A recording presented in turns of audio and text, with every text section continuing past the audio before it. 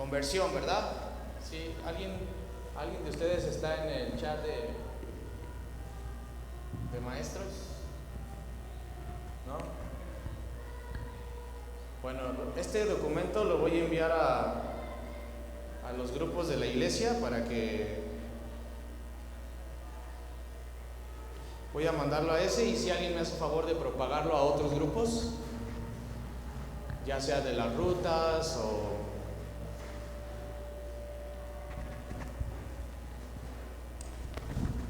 para utilizar esto como nuestro documento base, ¿verdad? Pero ¿están bien? ¿Están contentos, hermanos? ¿Sí? ¿Viene a recibir palabra de Dios? Muy bien. Bueno, vamos a leer el texto base. Vamos a Hechos 26, por favor. Hechos 26, 18.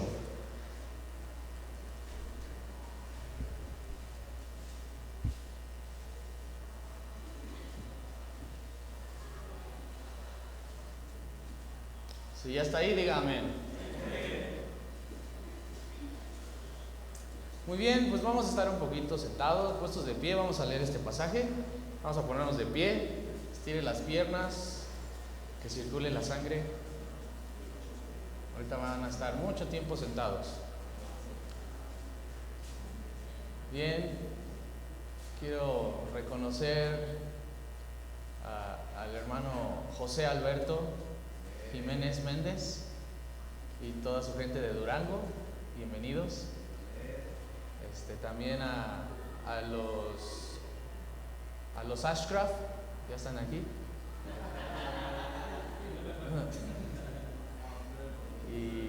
Y a uno que otro agregado, ¿verdad? Bienvenidos, hermanos. Esperemos su estancia aquí pueda ser placentera, amén. Muy bien, vamos a leer pasaje 6:18. Juntos dice: para que abra sus ojos, para que se conviertan de las tinieblas a la luz y de la potestad de Satanás a Dios, para que reciban por la fe que es en mí perdón de pecados y herencia entre los santificados. Pero bueno, vamos a leer desde el 12 para saber el contexto, ¿verdad? Pablo ya aquí está por lo menos hablando de su conversión segunda vez.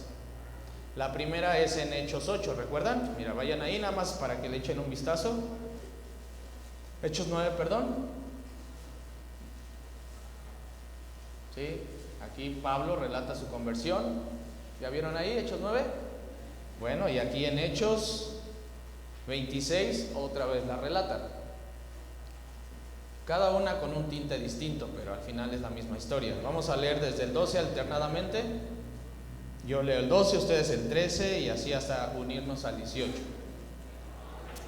Ocupado en esto, iba yo a Damasco con poderes y en comisión de los principales sacerdotes.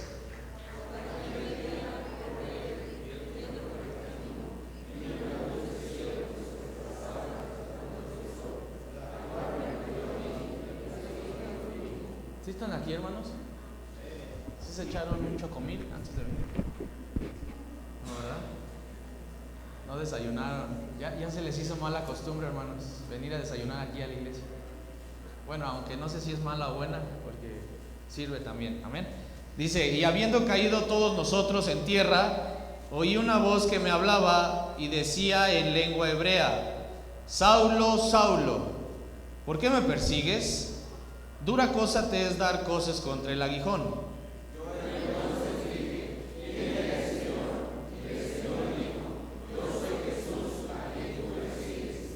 Pero levántate y ponte sobre tus pies, porque para esto he aparecido a ti, para ponerte por ministro y testigo de las cosas que has visto y de aquellas en que me apareceré a ti.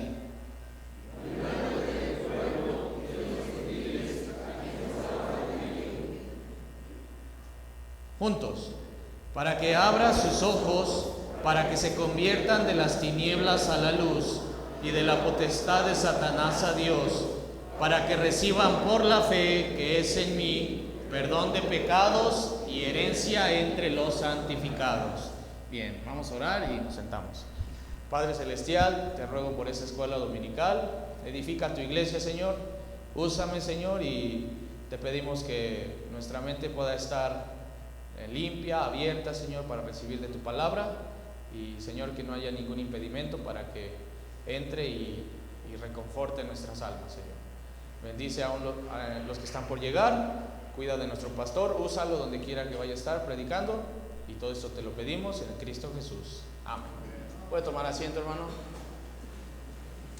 Bueno, es muy complicado para mí. Yo estoy acostumbrado a enseñar a ciertos grupos, sectores más pequeños.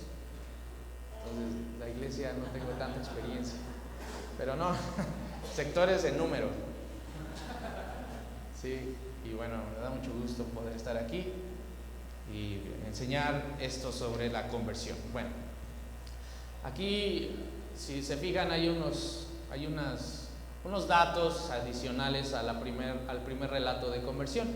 Aquí nos dice Pablo que la voz que oyó, esa voz era en hebreo. En Hechos 9 no nos dice qué voz oyó. ¿Se dan cuenta? Hay otras diferencias, pero la particularidad de este relato y el anterior es aquella gran necesidad de Pablo que tenía de relatarnos su conversión. Pregúntate, ¿tú puedes relatar tu conversión? Ese día cuando Cristo vino a tu vida y fuiste salvo. Pablo lo hacía y se gozaba en relatar eso ante quienes se lo demandaran. Entonces, vamos a hacer un ejercicio. Esto me llevó a pensar, ¿por qué no haces un ejercicio con algunos que en un minuto, rápidamente, sin tantos detalles como los de Pablo, nos relaten, a ver si funcionan? No voy a ver aquí un pente que diga que entró en éxtasis y ahí fue salvo. No.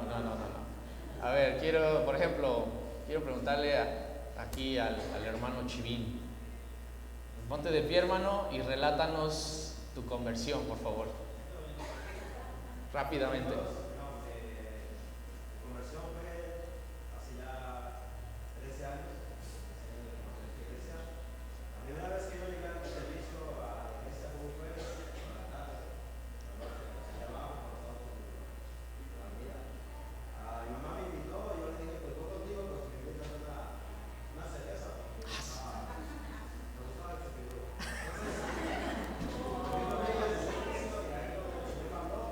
Me interesó la iglesia, no tanto por la organización, sino por la batalla que nos pasó a cantar. Entonces, eso fue lo que me llamó la atención a mí y eso fue por lo que me hizo a poder querer más la cosa de Dios, la verdad. Eso fue la información. Muy bien. ¿Pero qué día fuiste salvo? ¿Ese mismo día en la iglesia? ¿Quién te testificó? Sergio Lima. Ah, bien, ok. Muy bien. Por lo menos ese dato sí lo quiero, ¿ok? Vamos a ver otro. Andrea, por favor. Cada uno aquí, si es salvo, tiene una historia de conversión, ¿verdad? A ver. Buenos días, hermanos. Yo fui salva a la edad de 15 años, aunque ya tenía algunos años de venir a la iglesia, pero no había entendido como tal lo que era la salvación. Y en una clase acerca de la gran tribulación y todo lo que está por venir, yo sentí mucho miedo y en ese momento yo comprendí que todavía no tenía la seguridad de que iba a ir al cielo. Y ese mismo día hablé con el maestro que nos estaba impartiendo la clase, el hermano Fernando Ferrer, y él me guió a tener la seguridad de que cuando llegara a morir iba a poder ir al cielo. Muy bien, gracias. ¿Se dan cuenta? Todos aquí. A ver, hermana, ahora otra hermana. Hermana Alma. Hermana Alma, por favor, relátenos su conversión.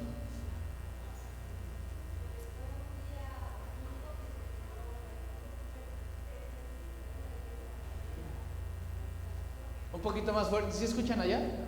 No, ellos no escuchan. O si quieren pasarle el micrófono, por favor. Gracias, perfecto.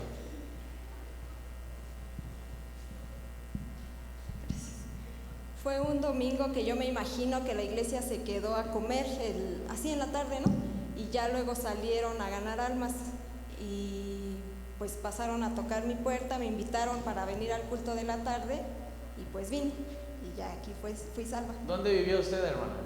Donde vivo. ¿Dónde siempre. vive? ¿Hasta allá subieron?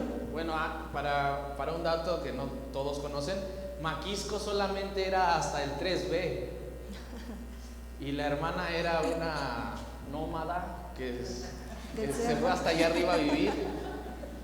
Y una vez la iglesia dice que un domingo precisamente subieron. ¿Y quién le testificó, hermana? Pamela. Pamela, miren, es una convertida de la hermana Pamela. ¿Se fijan? Siempre Dios usa a alguien. Ahora, gracias, hermana, gracias. En este caso a Pablo fue algo particular. A Pablo se le apareció el Señor mismo, ¿sí? ¿Verdad? Pero pues nosotros no somos apóstoles, ¿verdad? Nosotros no tenemos esas particularidades. Jesús no vino y se te presentó y fuiste salvo. Si tú crees eso, híjole, pues no creo que sea salvo. Dios usó a alguien y su palabra, ¿verdad? ¿Qué le mostraron, hermana? ¿El atalaya? ¿Qué le mostraron? Biblia, ¿verdad? Uno más, ahora un varón. A ver, de esos que no conozco tanto. A ver, hermano, su nombre, por favor. Carlos, ¿qué? A ver, Rojas, otra mafia Rojas. A ver, hermano, cuéntenos su conversión. Ahí le van a pasar el micrófono, por favor. Gracias, hermano. Yo fui convertido en el año 1989, a la edad de 6 años. Yo vengo de la iglesia, crecí en la iglesia Bautista Montesión, cuando estaba todavía en Tezontle, en la parte de allá de la Ciudad de México. Y obviamente yo tenía la edad de 6 años, nada más fuimos convertidos mi mamá y yo, porque hasta la fecha nada más somos cristianos. Por parte de mis hermanos todavía no han escuchado la palabra de Dios, pero todavía no se quieren acercar, no se quieren rendir. Entonces fui convertido a la edad de 6 años en la iglesia Bautista Montesión, y de ahí para acá. Pues, ¿quién le presentó el evangelio, hermano? Fue un hermano, que ahorita ya no me acuerdo de su nombre, pero fue un hermano, tenía la edad de 6 años. Ok, perfecto, muy bien, gracias, hermano. Bueno, rápidamente, yo fui salvo a la edad de 9 años. Mi tío político, que le llamo yo mi tío, me testificó junto con mi hermano y yo pienso que ahí fui salvo. En un cuarto, donde tengo ese cuarto y la impresión de ese cuarto, en donde la esposa de ese tío, mi tía Marisela, estuvo batallando con su enfermedad de cáncer muchos años y precisamente fue en ese cuarto donde ella estaba postrada en cama, en donde mi tío me mostró el evangelio. Y siendo un niño de 9 años, yo acepté a Cristo como mi Salvador. Llegué a la iglesia hasta los 15, ¿sí? Porque mi mamá pues obviamente no me dejaba ir como niño a la iglesia. Hasta que tuve 15 años y un primo mío, el hijo de este tío, Dante, algunos de ustedes lo conocen, me invitó a los jóvenes, a la reunión de jóvenes, y me quedé. Me encantó el ambiente. El pastor Lima era el pastor de jóvenes en aquellos ayeres, en la iglesia en Texcoco, y pues me gustó mucho el ambiente que había entre los jóvenes. Entonces yo fui salvo a la edad de 9 años y llegué a la iglesia a los 15. Recuerdo bien el lugar, recuerdo bien la persona y recuerdo bien la manera en cómo mi tío me presentó el evangelio, ¿sí? Los 4 puntos que yo siempre he manejado, eso es lo que yo recuerdo. Tú eres un pecador, Osman, a pesar de tu corta edad. Tú mereces un castigo eterno. Cristo murió por ti, y si tú le pides con fe que te salve, Él lo hará. Y ahí yo recuerdo, yo lloré, yo incliné mi cabeza, cerré mis ojos, algo que jamás había hecho, y en ese día yo creo que fui salvo.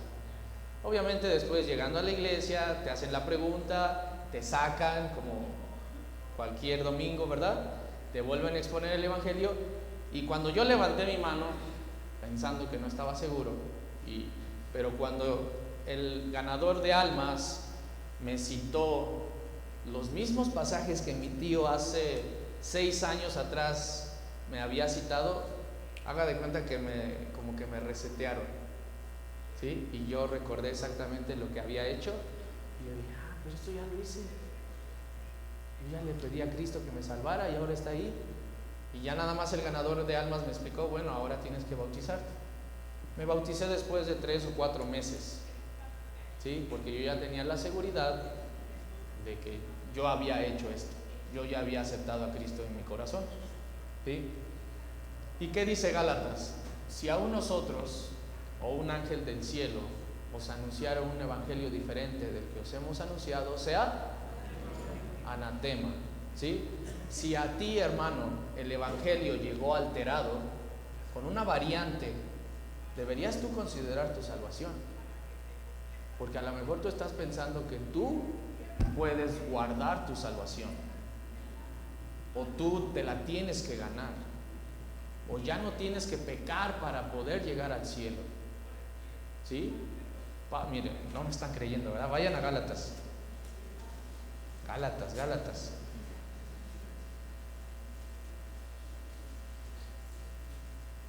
¿En quién creyó Pablo, hermanos? En el Cristo resucitado, el que se le apareció camino a Damasco, ¿verdad? ¿En quién creíste tú? ¿En un Cristo muerto? ¿En un Cristo sin poder? ¿En quién creíste tú? En el mismo que Pablo. Solo que no se te apareció a ti de la forma que a Pablo, ¿verdad? Fíjense lo que dice Gálatas 1:6. Estoy maravillado de que tan pronto os hayáis alejado del que os llamó por la gracia de Cristo para seguir un evangelio, ¿qué? Diferente. No que haya otro, sino que hay algunos pentes evangélicos, carismáticos, la luz del mundo, sino que hay algunos que os perturban y quieren ¿qué? Pervertir el evangelio de Cristo. Más si aún ¿quién? Ahí eso es un pronombre personal que es segunda persona en plural, ¿verdad? Nosotros. Si aún nosotros, o sea, Pablo se estaba incluyendo, ¿sí o no? Si aún nosotros o un ángel del cielo os anunciare otro evangelio diferente del que os hemos anunciado, sea ¿qué? Anatema, o sea, en otras palabras, sea maldito. Como antes hemos dicho, también ahora lo repito, si alguno os predica diferente evangelio del que habéis recibido, sea anatema, lo vuelve a mencionar. Pues, ¿busco ahora el favor de los hombres o el de Dios? ¿O trato de agradar a los hombres? Pues si todavía agradara a los hombres, ¿no sería qué? Ajá. Es muy... Ahora, no te culpo, hermano. Este asunto de los pentes y de su mala doctrina se ha propagado como no tienes tú una idea. La vez que fui a Guatemala, en cada tope había una iglesia pente. Y si tú dices prédica, y si tú dices congre, y si tú decretas, y si tú demandas, o ¿cómo se llama esto? Declaras, gracias hermano, gracias por esos datos. Si tú declaras, si tú ayunas días enteros, si tú te encierras a orar, flagelando tu cuerpo, ¿sí? Tú eres una zeta. Se los dejo de tarea, asceta. ¿Sí? En la antigüedad había 2 tipos de gnósticos. ¿Han escuchado del gnosticismo? 2 tipos de gnósticos. Aquellos que eran tan liberales que decían, ya soy salvo y puedo hacer con mi vida un papalote. Y estaba en la otra parte, la contraparte, el extremo de me voy a flagelar, me voy a abstener mi cuerpo de cosas, aún de casarme, para demostrar mi gran espiritualidad. Entonces, había dos tipos: los que estaban en el extremo de la inmoralidad y los que estaban en el extremo del ascetismo, los que se flagelaban y se golpeaban y se encerraban durante mucho tiempo pensando que eso les iba a ganar el favor de Dios. Y estaban ya en el tiempo de Pablo. Estos gnósticos son los falsos maestros que entraron en las iglesias, sobre los que les advierte Pablo a Timoteo: en los postreros tiempos vendrán, vamos ahí, no quiero citarlo mal.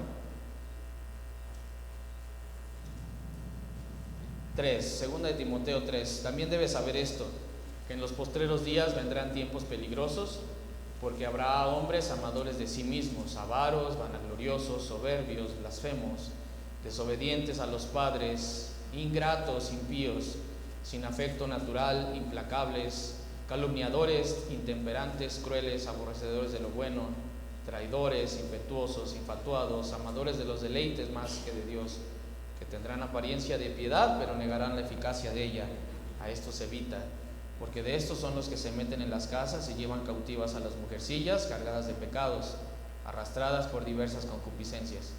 Estas siempre están aprendiendo y nunca pueden llegar al conocimiento de la verdad. Y de la manera que Janes y Jambres resistieron a Moisés, así también estos resisten a la verdad. Hombres corruptos de entendimiento, réprobos en cuanto a la fe, mas no irán más adelante, porque su insensatez será manifiesta a todos, como también lo fue la de aquellos. Pero tú has seguido ¿tú qué? La doctrina de Pablo, ¿verdad? Mas tú has seguido mi doctrina, conducta, propósito, fe, longanimidad, amor y paciencia. ¿Sí?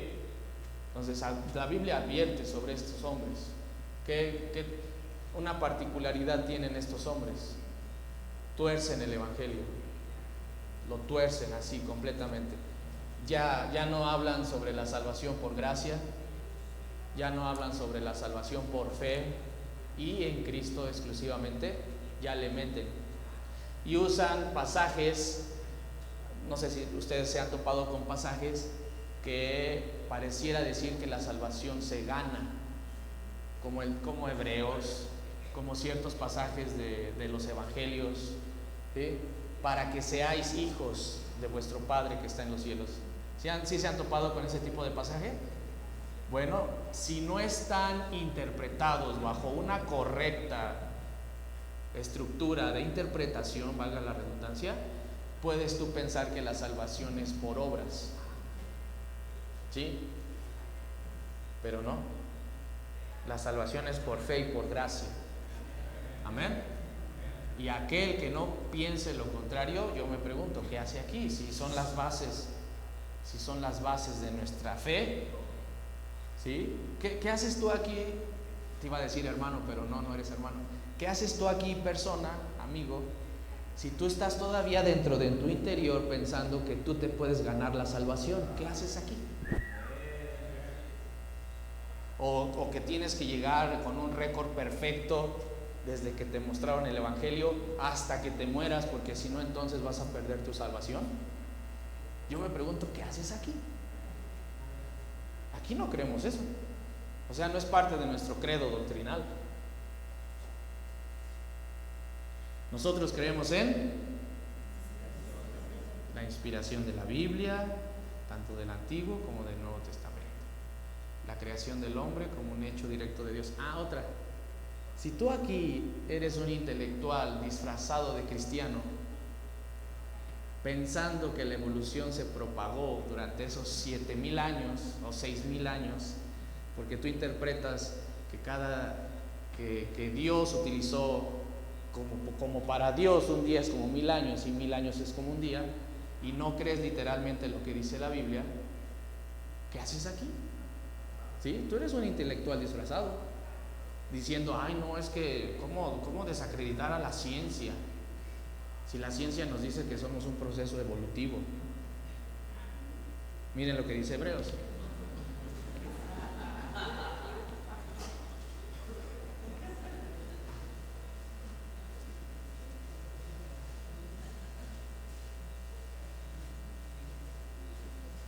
Dice Hebreos 1. Perdón. A ver si alguien me ayuda. Por la fe creemos haber sido constituido el universo. ¿11 qué? Sí. Pero sin fe es imposible agradar a Dios. No es 6. ¿Es 1, 2? Entonces estaba cerca. Sí, de Hebreos. Ajá. No, pero es dice, de modo que lo que no es fue hecho de lo que no se veía. Algo así. Está en Hebreos. 11:3. Fíjense, para aquellos que creen en la teoría de la brecha y en toda esa basura, fíjense lo que dice aquí. ¿Cuál fue, hermana? ¿Hebreos? Sí. Por la fe entendemos haber sido constituido el universo. ¿Por qué? Y dijo Dios. Y dijo Dios. Y dijo Dios. Por la palabra de Dios. De modo que lo que se ve fue hecho de lo que ¿qué? No se veía. Y dijo Dios, sea la luz, y fue la.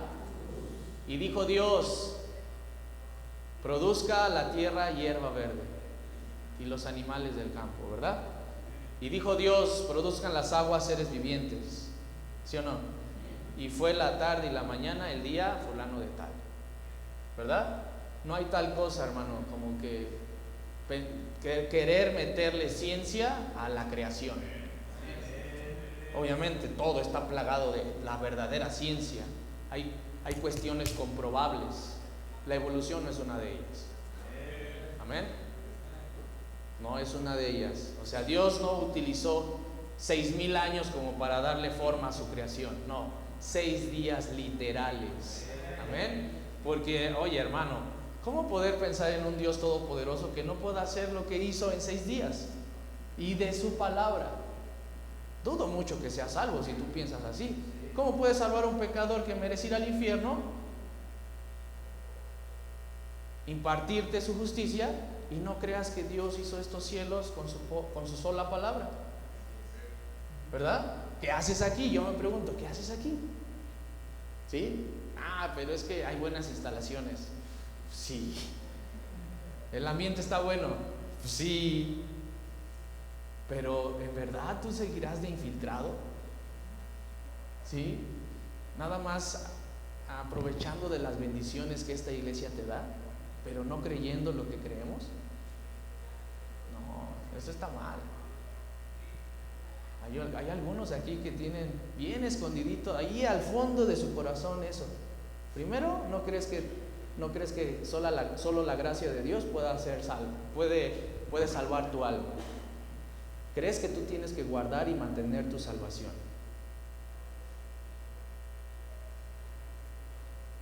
Y sobre todo, espérense, otra. Aquellos que creen que llamarle Jesús a Jesús es un pecado. Y que le tenemos que llamar con su nombre hebreo, Yeshua. Y que si, es más, hasta se ofenden cuando tú le dices Jesús es mi Salvador. No es Jesús, es Yeshua. Ni siquiera saben de lo que habla esa gente, yo creo. Pero sí son muy celosos les digo, o sea, hay tantas variantes y vertientes de pentes que ya no saben ni lo que dicen. Y nada más, lo único que hacen es confundir a las almas que están en busca de la verdad. ¿Sí? ¿Qué es más fácil, hermanos? Ustedes que son ganadores de almas. ¿Qué es más fácil? ¿Predicarle a un católico ignorante o predicarle a un pente? Un católico ignorante, ¿verdad? Porque el pente ya trae toda su información mala en su corazón. Y cuando se topa con la verdad, como es una verdad disfrazada, dicen, no, ¿cómo? No, a mí me enseñaron que a Jesús se le debe decir Yeshua. A mí me enseñaron que yo tengo que mantener mi salvación o guardarla. A mí me enseñaron que el que perseverare hasta el fin, ese será salvo. quitándolo del contexto de la gran tribulación. Está bien mal, hermano. Entonces, si tú traes doctrina penta, hermano, vomítala. Vomítala y ven a la iglesia, ven a la escuela dominical para que te hagamos una hemodiálisis, dice el pastor. Y yo le digo una quimioterapia de sana doctrina. ¿Sí? Ahora, hermanos, no quiero pretender, y bueno, sí suena, siempre suena así es que piensa lo que quieras. Uno cuando enseña este tipo de cosas, como que uno se ve muy alzado, ¿no? Como que yo soy el retenedor de la verdad. No, al final dice la Biblia que por sus frutos al final, hermano, ¿sí? Al final esas sabias palabras del Señor van a distinguir a uno de otro. Por sus frutos los conoceréis, ¿sí? Pero la verdad es que si tú traes ese tipo de doctrina, dice la Biblia, es más, dice Pablo, que tú eres un anatema. Pero es que ¿quién me dice que los bautistas tienen la verdad? No, yo no digo. Aquí está la verdad. Amén. Aquí está la verdad. Pero si yo tengo la verdad y la verdad me dice que si yo persevero seré salvo, no, ese ya es diferente. Esa es una mala hermenéutica tuya, o sea, una mala interpretación, ¿sí? Porque si tú lo agarras todo literalmente sin considerar el contexto, entonces vas a errar al momento de interpretar la Biblia. Amén. ¿Sí? Porque si no, entonces somos testigos, hermano. O sea, tu forma de interpretar la Biblia es similar a la de los testigos de Jehová. ¿Qué hacen ellos? Extraen un versículo y de eso hacen una doctrina. ¿Sí o no? Como la doctrina de un reino. ¿Sí o no? Todo lo que hable sobre un reino, ellos lo hacen parte de su doctrina, así como que así es. Pero no consideran el contexto inmediato o remoto. ¿Qué dice la Biblia? La primera regla de interpretación es: Biblia interpreta Biblia. ¿Sí? Tú no puedes extraer un versículo y decir: este versículo me dice que tengo que preservar mi salvación o perseverar en ella, y entonces me pongo nervioso pensando, no, tengo que ser santo, tengo que ser persinado, tengo que ser asceta, tengo que golpear mi cuerpo, como dice Pablo, ¿verdad? Porque también sacan ese versículo de ahí y dicen, no, tengo que golpear mi cuerpo, no como quien golpea la aventura, ¿verdad? Estás bien mal, hermano. Bueno, persona, estás bien mal. ¿Sí? Ahora, me gustaría haberle titulado a este tema la importancia de entrar al instituto bíblico, pero se vería muy obvio, ¿no? Se vería muy, muy obvio diciéndote, aquí te vamos a enseñar a interpretar tu Biblia, pero son 4 años, hermano. Son 4 años de tu vida que tendrás que invertir para poder desmenuzar cada doctrina bíblica, ¿sí? Escucha, jamás vas a escuchar que yo diga doctrina bautista. No, doctrina bíblica. Porque antes de ser bautista yo soy bíblico. ¿Amén? Entonces no creas que te invitamos a que te conviertas en un acérrimo bautista, no. Solamente, y tú definirás, ¿soy bíblico? ¿Interpreto bien mi Biblia? ¿Qué soy? ¿Me acoplo más con los pentes o con los bautistas? Si eres sincero contigo mismo, con los bautistas. Amén. Si no, entonces eres un ignorante que solamente quiere ocupar una banca ahí y decir, denme de comer. Y ¿sabes qué, hermano? Jamás vas a crecer, porque nunca vas a llegar a tal punto en el que tú puedas enseñar a otros. Ahí te vas a quedar en tu banca, ¿sí? Y no vas a cumplir con la gran comisión. ¿Cuál es la gran comisión? Ir y hacer a todas las etnias. En el original, naciones es etnias. Se tradujo como naciones, pero son etnias. ¿Sí? O sea, para ti que eres arminiano, tú que eres arminiano, tú tienes que considerar este punto, porque no es que vayas aquí al pueblo siguiente,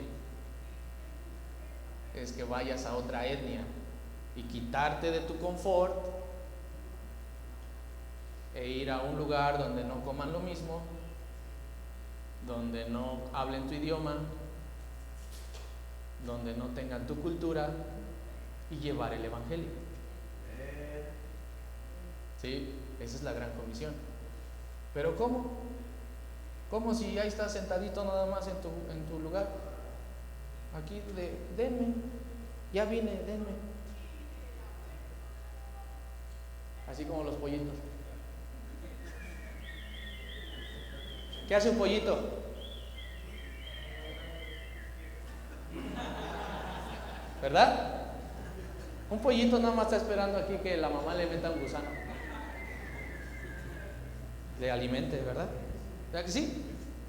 ¿Y por qué no te quisieras convertir en un maestro de la doctrina de la salvación, por ejemplo?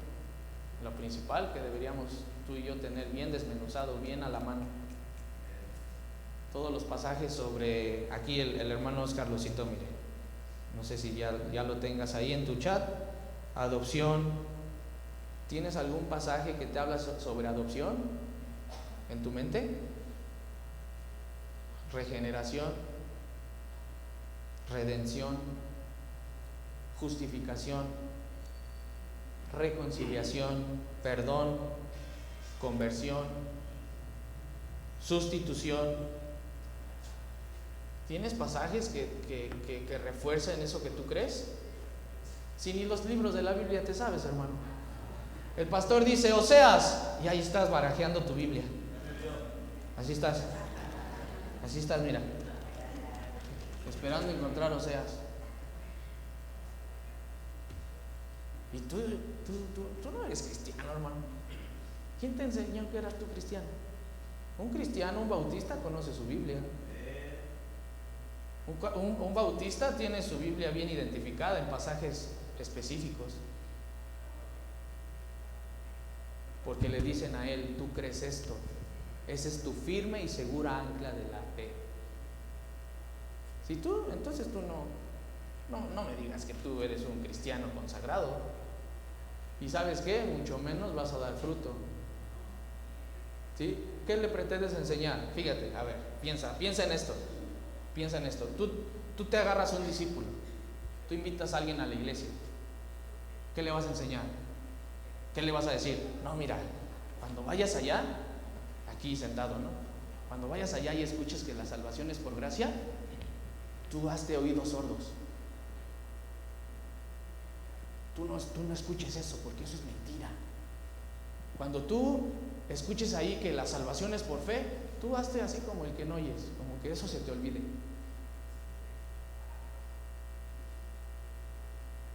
No, mira, yo te voy a enseñar. Y tú en tu casa le enseñas. No, tú tienes que perseverar en la salvación, perseverar. Tú tienes que portarte bien, porque si no la puedes perder. ¿Y qué clase de discípulo tú pretendes que vas a multiplicarte, en el cual te puedas tú multiplicar? ¿Cuándo crees, hermano? Bueno, persona. ¿Cuándo crees, persona? Tú un día vas a traer a un discípulo y lo vas a crecer en la gracia, en la fe. Estás bien mal, ¿no? ¿Qué le vas a enseñar? ¿Tus pasajes mal interpretados? ¿Tu ignorancia? ¿Vas a propagar tu ignorancia en otro? No, estamos muy cómodos, hermanos. Y híjole, ¿para qué vino ese pastorcito de Canadá? Hijo, mano, me dio en la torre. ¿Se acuerdan que dijo el peligro que hay en convertirnos en una Jerusalén? y no en una Antioquía? ¿Quién recuerda esa predicación, esa enseñanza? ¿Sí? ¿Allá? Ay, ay, ay. ¿Qué le pasó a Jerusalén? ¿Qué tuvo que hacer Dios? En el año 70, un general romano llamado Tito llegó e hizo trizas a Jerusalén. ¿Y qué pasó con los cristianos en todo el imperio romano? ¿Qué empezó? La primer gran persecución del cristianismo en todo el mundo conocido, romano. ¿Tú eras cristiano? Te iba a costar ¿qué? Si Pablo, con su poca fuerza, con sus compañeros fariseos, iba en busca de los cristianos, ahora imagínate un imperio. Todos sabemos sobre el Coliseo romano, ¿verdad?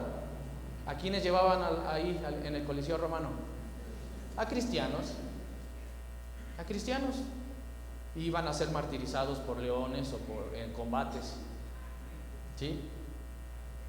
Imagínate ser perseguido por todo un imperio y no poderte reunir. Aún así, el cristianismo, ¿qué pasó? Se propagó. ¿Recuerdan cuando en nuestra pequeña persecución cómo estaba la iglesia de animada y se creó este grupo de streaming? ¿Se acuerdan cómo estaba? No, vamos, y cómo parecíamos así como espías, ¿no? Espías rusos. No, vamos a congregarnos aquí. Canten, pero no canten tan alto. ¿Y cómo estaba la iglesia? Prendida. ¿Cómo estábamos orando por la hermana Yola? Señor, no te la lleves, por favor. ¿Se acuerdan? ¿Cómo estaba la iglesia? Y nada más podemos tener un poquito de calma y la iglesia se sienta. Hermano, quiero que despertemos a la realidad de que si nos conformamos y nos confortamos, no quiero que esto suene como una predicción. No me gustaría pensar que nos pasara como la iglesia en Jerusalén. El Señor tuvo que mandarles persecución para que se propagara. En cambio, la iglesia de Antioquía dice, y había en la iglesia de Antioquía pastores y maestros. Mire, vayan a Hechos 13, por favor. Y ahí estaba Saulo. Hechos 13.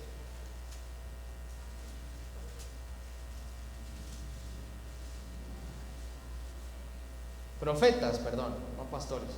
Había entonces en la iglesia que estaba en Antioquía profetas y Bernabé, Simón el que se llamaba Níger, Lucio de Cirene, Manaén el que se había criado junto con Herodes el tetrarca, y Saulo, ministrando estos al Señor y ayunando, dijo el Espíritu Santo: apartadme y a Saulo para la obra a que los he llamado.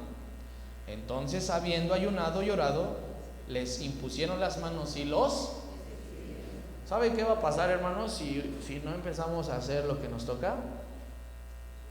¿Sabe qué nos va a pasar? Miren, aquí hay mucho no sé si hay mucho maduro o mucho niño, pero aquellos que ya llevan muchos años en el cristianismo y que ya pueden cargar en sus hombros a ciertas ovejas, nada más nos vamos a estar aquí rasgando las medias.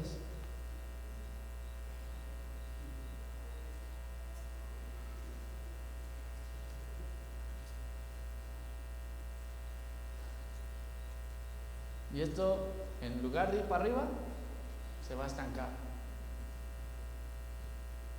¿Sí? Últimamente he tenido pláticas con algunos hermanos viejos de la iglesia que tienen más de 10 años en la iglesia. Y todos podemos identificar esto. Siempre en la mesa está la comidilla de cierto hermano. ¿Cómo ves a este? Y movemos así la cabeza, ¿no? Ya ni la friega. ¿Y cómo ves esto? Sí, no, anda bien mal. ¿Y cómo ves este? Sí, no sabe hacer el ministerio. ¿Y cómo ves este? Sí, no, puras regadas. O sea, todos estamos en una situación en la que podemos juzgar los errores de otros y pretender que yo lo pudiera hacer mejor. Pero ¿sabes qué? La iglesia no ha llegado a un punto en el que le diga, yo identifico algo y llame a otro, a ese mismo que identifica el error, y le diga, vente, vamos a ayudarlo, vamos a poner nuestro hombro.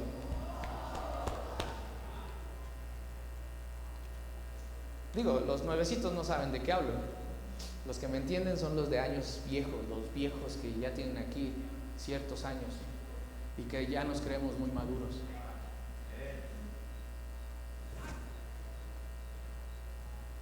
Dime que no.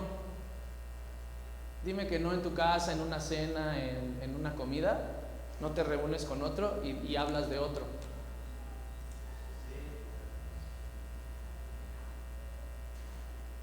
Pero ese punto, hermano, ese punto habla, escucha bien, habla de cierta madurez hasta que llega la crítica, ¿sí? Pero saltar de este paso o de este peldaño al siguiente de decir, oye hermano, veo que estás batallando en esto, ¿cómo te ayudo? Hermano, eso, hermano, para eso se necesitan muchos pasajes bíblicos.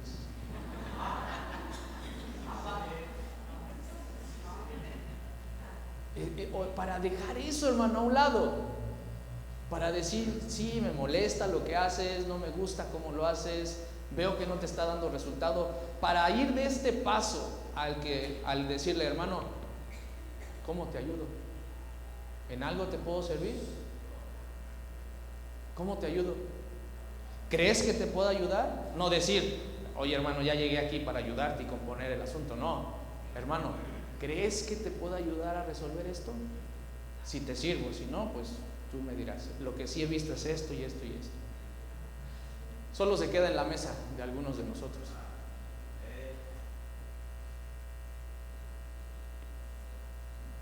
Y la verdad es que nos hemos hecho expertos en identificar los errores de otros, pero no ayudarles a resolverlos. ¿Sí o no? Y si no hacemos algo, hermanos, nos va a pasar lo que en la iglesia en Jerusalén.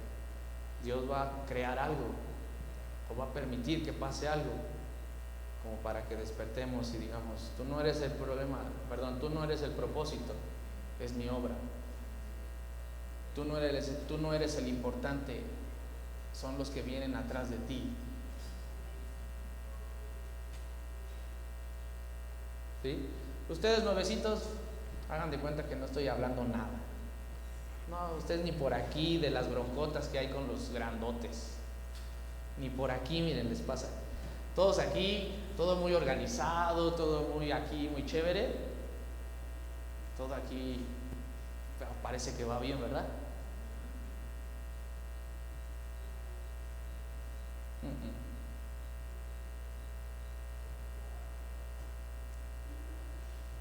Pero si como iglesia lográramos aquello,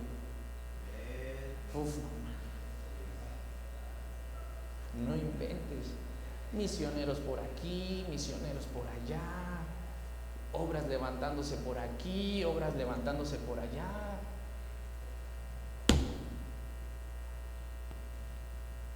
Pero, ¿cómo está la iglesia? ¿Cómo anda?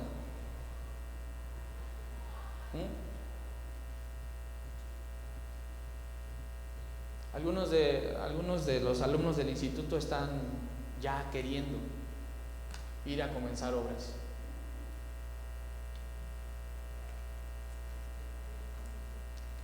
¿Quién les va a echar el guante?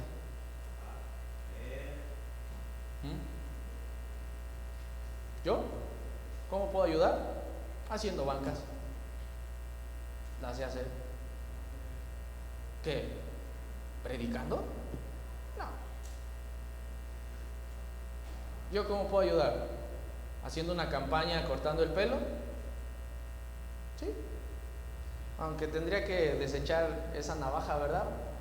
o esa peineta de mi máquina, porque pues, va a llegar puro piojoso y maloliente, ¿verdad? Pero hermano, ¿qué dice Corintios? Vayan ahí. Vayan ahí.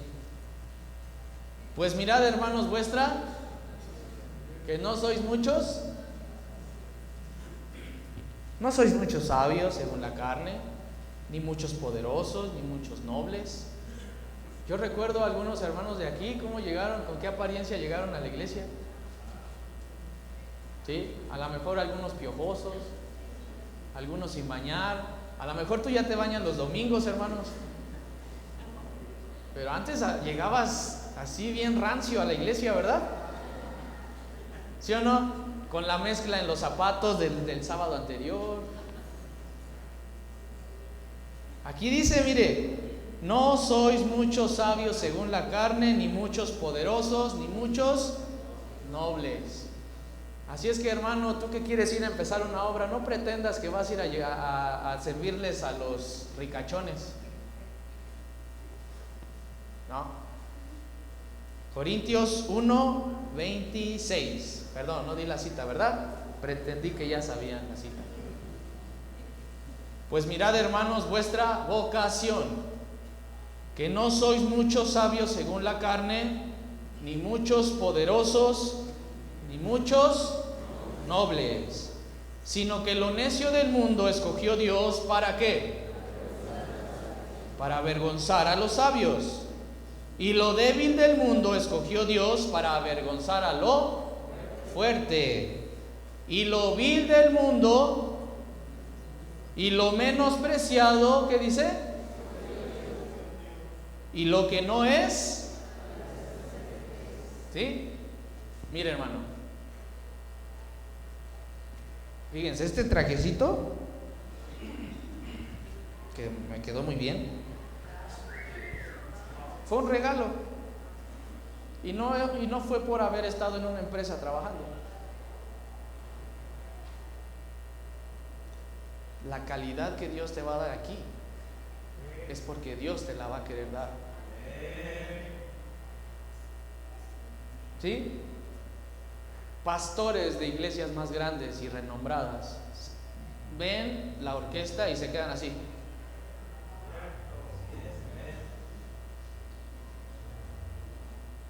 ¿No nos han escuchado, hermanos? Hermanos, qué ambiente se traen aquí. Hermano, ¿cómo puede ser posible? Marco, el de Pamela, maravillado de lo que está pasando aquí y exhortándolos a que, hermanos, ¿no tienen a sus hijos aquí en la escuela? ¿Qué les pasa? O sea, tiene que gente venir de afuera y decirnos la gran maravilla que está pasando aquí. Ya, hermanos, avancemos al siguiente peldaño. Ya dejémonos de tonterías y de decir este. No, si yo estoy haciendo algo mal, ven y ayúdame. Ven y ayúdame. No me comas en tu mesa.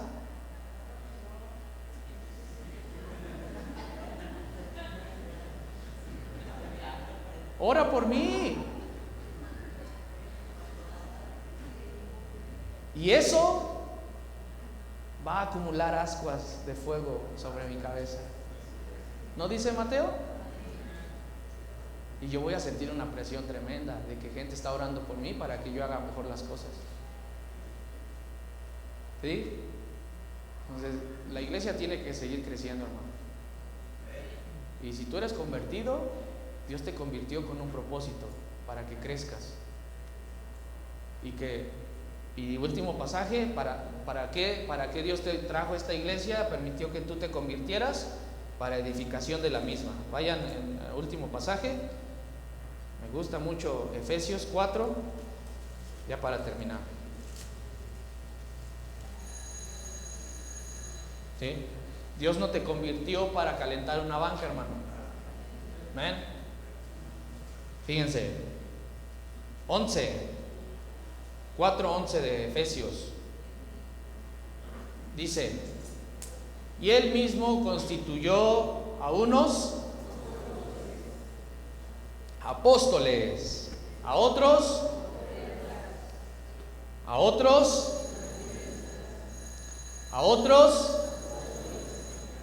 pastores, ¿sí?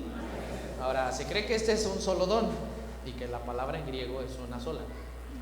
Un pastor debe enseñar y un maestro tiene que tener un corazón de pastor, si no es un asalariado. Bueno, en fin, a fin de perfeccionar a los santos para la obra del ministerio, para la edificación del cuerpo de Cristo. ¿Sabes por qué Dios te trajo a esta iglesia, hermano? Hermano, tú que crees salvación por gracia, para ti la otra palabra es persona. Hermano, ¿sabes por qué Dios te trajo a esta iglesia? Aquí ¿qué dice? A fin de perfeccionar a los para la obra del ministerio, para la edificación del cuerpo de Cristo, hasta que todos lleguemos a la unidad de la fe y del conocimiento del Hijo de Dios, a un varón perfecto, a la medida de la estatura de la plenitud de Cristo, para que ya no seamos niños fluctuantes. ¿Qué es un niño fluctuante? Cambiante. ¿Qué más? Muy bien. Para que ya no seamos niños fluctuantes, llevados. Fíjense, una característica de un niño fluctuante que jamás va a poder llevar la carga de otro. Por ejemplo, Lili, hermana. ¿Lili ya puede tener hijos? Es niña, ¿sí o no? ¿Isabel puede tener ya hijos? Ya pronta, ya está pronta. ¿Por qué? Porque ha madurado, ha crecido y su mismo cuerpo está maduro como para concebir hijos, ¿verdad?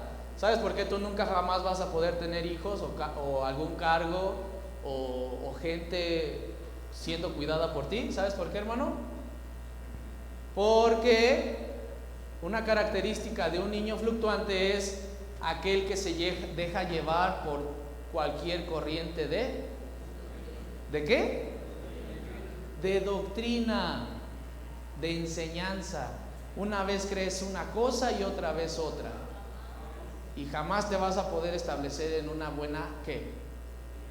Aquí dice, niños fluctuantes llevados por doquiera de todo viento de doctrina, por estratagema de hombres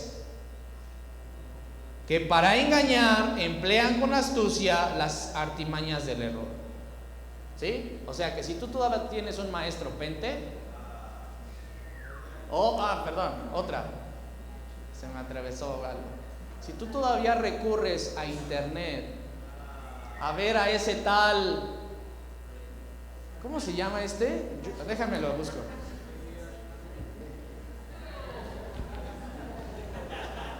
Si tú todavía recurres a internet para ver esos videos de motivación, de esos coach motivacionales, de esos maestros pentes como Aldusi y no sé cuánta basura, este nuevo Freddy de Anda, que algún día estuvo firme y enseñaba doctrina y después ya les rascó la oreja a quienes querían escucharlo.